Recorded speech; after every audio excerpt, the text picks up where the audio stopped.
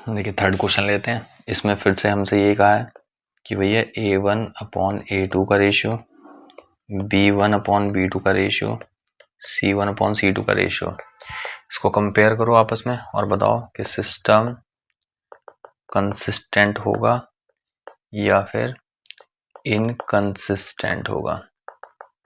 Inconsistent, तो आप ये बताइए कि कंसिस्टेंट कब होता है। कंसिस्टेंट होता है जब हैव सॉल्यूशन, जब उसके पास क्या होंगे, सॉल्यूशन होंगे। और इनकंसिस्टेंट कब होगा, जब उसके पास कोई भी सॉल्यूशन नहीं होता। सॉल्यूशन के दो केस हैं, एक जब लाइन आपस में क्या करती है, इंटरसेक्ट, और एक क्या करती है, कॉन्साइड। तो अगर लाइन इंटरसेक्ट करती हैं तो उस केस में A1/A2 B1/B2 के इक्वल नहीं होता। और लाइंस अगर पैरेलल होंगी, लाइन क्या होंगी, पैरेलल, तो A1/A2 B1/B2 और C1/C2 ये तीनों क्या होते हैं, आपस में इक्वल होते हैं। और नो सॉल्यूशन में क्या होगा कि A1/A2 इक्वल होगा B1/B2, जिससे इसका अपोजिट हो सके। और इसमें लास्ट वाला इक्वल है तो इसमें अनइक्वल, C1/C2। बताइए समझ में आई बात या नहीं। तो अब आपको ईच केस में देखना है कि ये रेशियो आ रहा है, ये कंपैरिजन आ रहा है, ये वाला आ रहा है, ये वाला। अगर ये आएगा तो इंटरसेक्टिंग मतलब एक यूनिक सॉल्यूशन है, तो क्या हो गया, हैव सॉल्यूशन मतलब कंसिस्टेंट।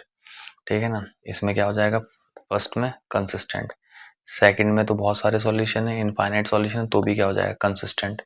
और अगर ये आएगा थर्ड वाला तो क्या हो जाएगा, इनकंसिस्टेंट। 5 क्वेश्चन है बच्चों। पहला क्वेश्चन देखिए, उसमें क्या दे रखा है, 3x + 2y = 5।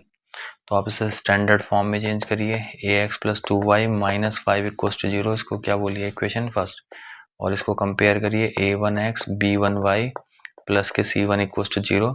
और यहाँ से a1 की वैल्यू निकालिए 3, b1 की वैल्यू निकालिए जो कि 2 आएगी, कोफिशिएंट ऑफ y, और c1 की वैल्यू कितनी आएगी, -5। ठीक है। इसी तरीके से फिर आप आ जाइए सेकंड इक्वेशन पे। तो वो क्या दे रखा है, 2x - 3y = 7। तो 2x - 3y - 7 = 0। ये क्या होगी आपकी सेकंड इक्वेशन।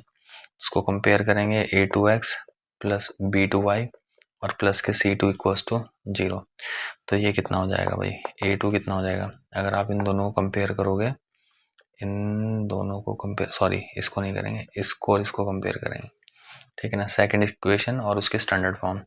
तो a2 की वैल्यू कितनी हो जाएगी, 2 हो जाएगी, b2 y का कोफिशिएंट और -3b y का कोफिशिएंट, कांस्टेंट टर्म कितनी हो जाएगी, 7। ठीक है। तो ये फर्स्ट इक्वेशन के कोफिशिएंट है, ये सेकंड के, इनका रेशियो निकाल लेते हैं। a1/a2 = 3/2, ये b1/b2, तो ये 2/-3 यानी -2/3।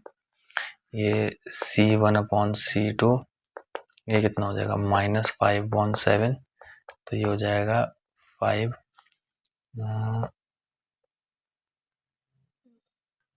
इसको दोबारा से लिख लेते हैं। तो ये हो जाएगा c1/c2 = ये कितना है, -5, और ये कितना है, -7। तो ये हो जाएगा 5/7। ठीक है जी। तो आप देख सकते हैं ये कितना है आपका 3/2, ये कितना है आपका माइनस, तो इक्वल नहीं है, और फिर इसकी तो ज़रूरत ही नहीं पड़ेगी भाई, इसको तो आपको फाइंडिंग की ज़रूरत ही नहीं है, जब इन दोनों में ही आपको क्या मिल गया कि a1/a2 b1/b2 is not equal, ये आपस में इक्वल नहीं है। इसका मतलब कौन सा केस होगा, इंटरसेक्टिंग वाला। इसका मतलब यूनिक सॉल्यूशन, या फिर कह दो वन सॉल्यूशन।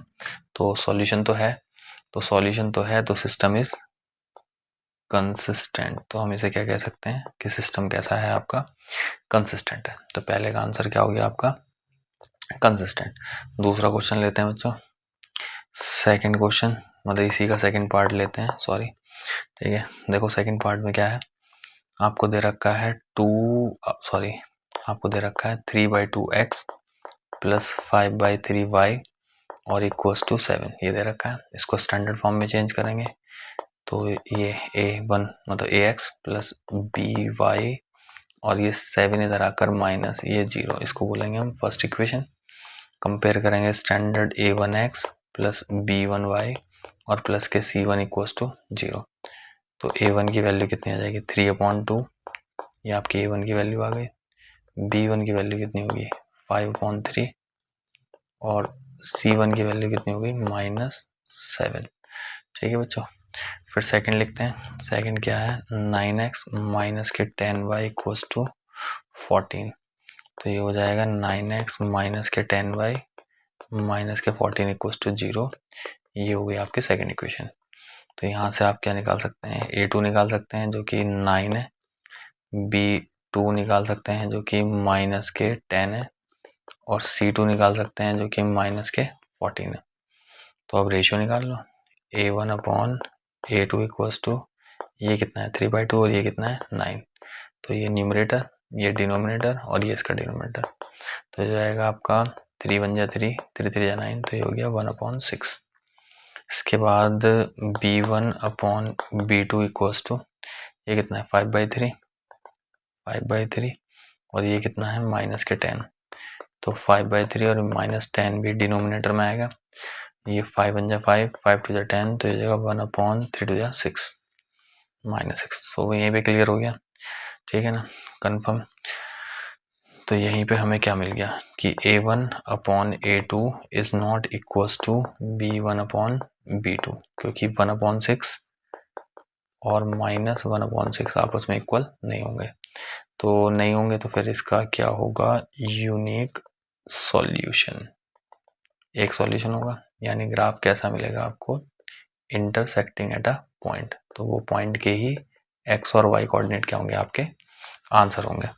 तो सिस्टम क्या हो गया फिर से कंसिस्टेंट हो गया। सिस्टम कैसा हो जाएगा कंसिस्टेंट। चलिए, तो ये हमने कौन सा क्वेश्चन करा बच्चों, देखिए गलती हो गई बच्चों, इसमें गलती भी कुछ नहीं हुई है। ये सेकंड पार्ट नहीं है, ये थर्ड क्वेश्चन का थर्ड पार्ट है बच्चों। ये थर्ड क्वेश्चन का थर्ड पार्ट है, ठीक है, थर्ड क्वेश्चन का थर्ड पार्ट। सेकंड अप कर लेते हैं।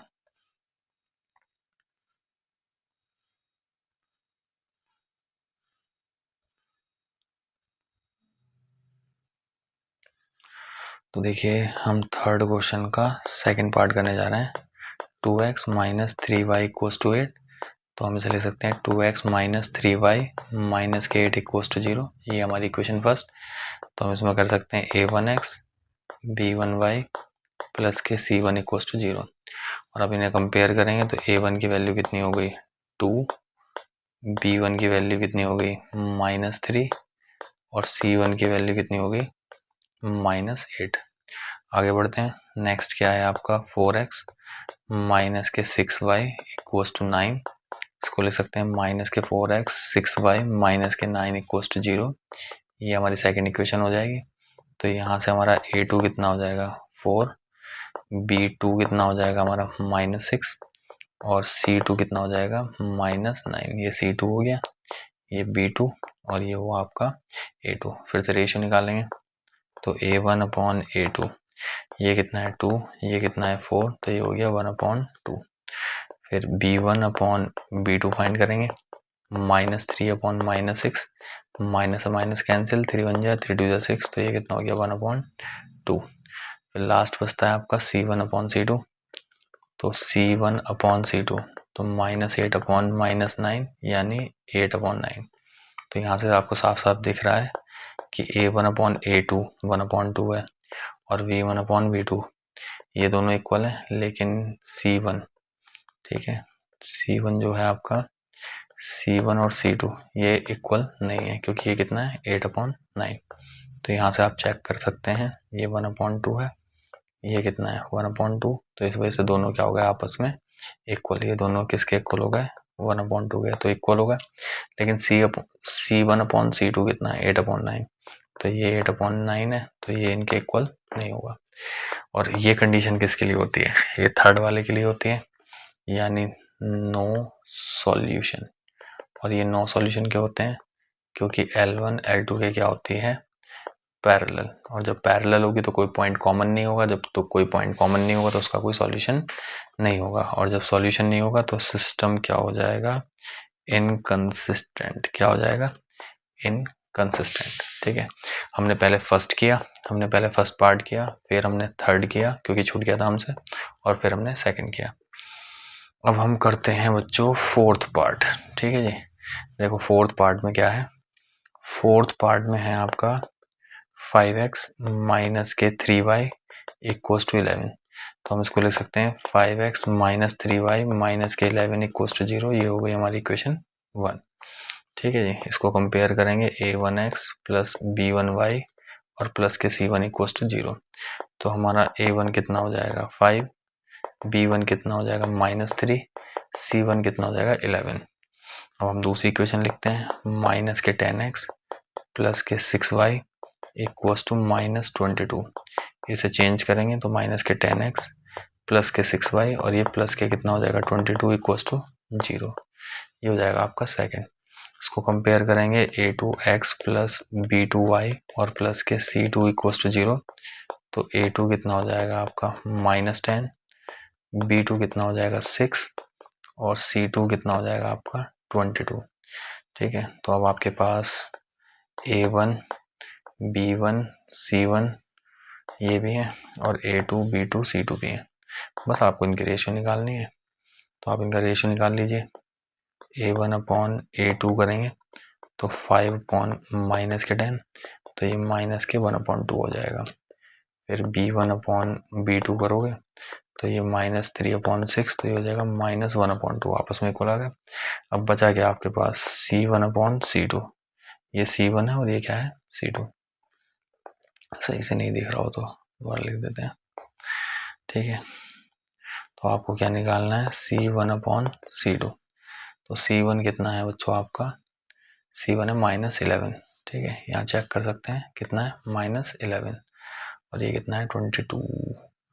तो ये 11 अपॉन 22, माइनस वगैरह थोड़ा ही है माइनस है, माइनस लगा हुआ है। ठीक है जी, तो ये हो जाएगा -1/2। तो अब इन सबको देख लो, a1 अपॉन a2 कितना है -1/2, b1 अपॉन b2 भी और c1 अपॉन c2 भी। तो सब के सब आपस में इक्वल हैं किसके, -1/2 के। और सब इक्वल कब होते हैं बच्चों, जब लाइंस क्या होती हैं कॉन्साइडिंग, कॉन्साइड। ठीक है ना, कॉन्साइड करेंगे तो कौन सा वाला केस होगा, इनफाइनाइटली मैनी सॉल्यूशन। और अगर इनफाइनाइटली मैनी सॉल्यूशन है तो इसका मतलब क्या हुआ, कंसिस्टेंट सॉल्यूशन तो है, तो ये हो गया कंसिस्टेंट। आपका सिस्टम क्या हो जाएगा, कंसिस्टेंट। अगर सॉल्यूशन है तो कंसिस्टेंट, वरना तो इनकंसिस्टेंट। क्लियर हुआ। लास्ट पार्ट है बच्चों इसका, फिफ्थ, खुद भी ट्राई कर सकते हो आप। 4x प्लस के 2y इक्वल्स टू 8, तो 4y(x प्लस के 2y माइनस के 8 इक्वल्स टू 0। ये आपकी इक्वेशन फर्स्ट हो गई। इसको कंपेयर किससे करोगे, standard equation a1x plus b1y और प्लस के c1 इक्वल्स टू 0। तो a1 कितना हुआ 4/3, b1 कितना हुआ 2 और c1 कितना हुआ -8। ये आपका c1 हो गया। ठीक है जी, ये हुआ आपका c1, ये a1 हो गया आपका, ये b1 हो गया और ये हो गया आपका c1। हम दूसरी इक्वेशन देखते हैं जो कि काफी इजी दे रखी है हमें, 2x प्लस के 3y इक्वल्स टू 12। तो हो जाएगा 2x प्लस के 3y माइनस के 12 इक्वल्स टू 0। तो यहाँ अगर हम देखेंगे तो इसको कंपेयर करेंगे a2x b2y और प्लस के c2 इक्वल्स टू 0। तो a2 कितना है आपका 2, b2 कितना है 3 और c2 कितना है माइनस के 12। तो ये a2 हो गया, ये क्या हुआ b2 और ये कितना हुआ c2। तो आप इन्हें कंपेयर कर सकते हो। ठीक है नहीं, तो ये हो जाएगा आपका a1 upon a2 equals to, a1 की वैल्यू कितनी है 4/3 और ये कितना है 2। तो हम इसे ले सकते हैं 4/3 और ये 2 डिनोमिनेटर में, 2 1 जा 2 जा 4, तो ये हो गया 2/3। फिर हम करेंगे b1 अपॉन b2। b1 कितना है 2 और ये कितना है 3। फिर हम निकालेंगे c1 upon c2। c1 upon c2। तो देखो c1 कितना दिया हुआ है आपको, यहाँ थोड़ी पता लगेगा। c1 है -8 और ये कितना है आपका -12। तो -8 और अपॉन -12, तो माइनस से माइनस कैंसिल, माइनस से माइनस कैंसिल, 4 2 8 और 4 3 12। तो ये कितना हो गया 2/3। अब तीनों को देखो, कंपेयर करो। a अपॉन 2 भी 2/3 है, b1 अपॉन b2 भी, और c1 अपॉन c2 सब के सब किसके इक्वल है 2/3 के इक्वल है। और सब इक्वल कब होते हैं, जब लाइन क्या होती है कॉन्साइडिंग होती है। मतलब ग्राफ पे L1 और L2 आपको क्या मिलेंगे, एक दूसरे के ऊपर मिलेंगे। तो इसका मतलब क्या होंगे, इनफाइनाइटली मैनी सॉल्यूशन। तो सॉल्यूशन तो है, तो क्या हो गया ये कंसिस्टेंट। ठीक है बच्चों, कोई पार्ट गलत हो तो बता देना, दोबारा से सॉल्व करते हैं। ठीक है, चलिए।